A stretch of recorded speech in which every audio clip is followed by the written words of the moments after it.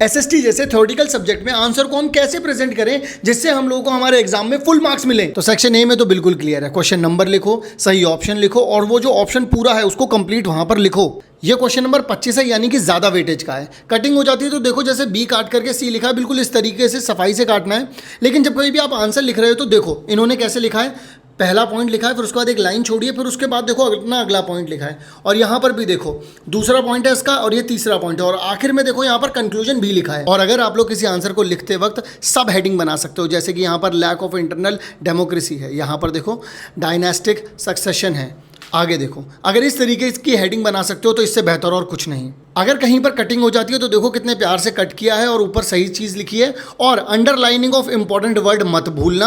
और अगर कोई चीज़ लिखना भूल गए हो तो देखो छोटा सा एरो बना करके ऊपर आप लिख सकते हो। जब कभी भी डिफरेंसेस की बारी आएगी तो याद रखना आपको इस तरीके का कॉलम बनाना है, ठीक है, इस तरीके से हेडिंग डाल देनी है, और जो भी पॉइंट लिखोगे उसके सामने जस्ट उसका अपोजिट लिखना है। यहाँ पर देखो जो लिखा है उसका जस्ट अपोजिट। और मैप वर्क में याद रहे कि जहाँ कहीं पर भी आपको नोट करना है तो यहाँ पर डॉट लगाया, एरो निकाला और फिर वहाँ पर जाकर के कंप्लीट लिखो, और कौन सा पार्ट लिख रहे हो ये भी बताना है वहाँ पर।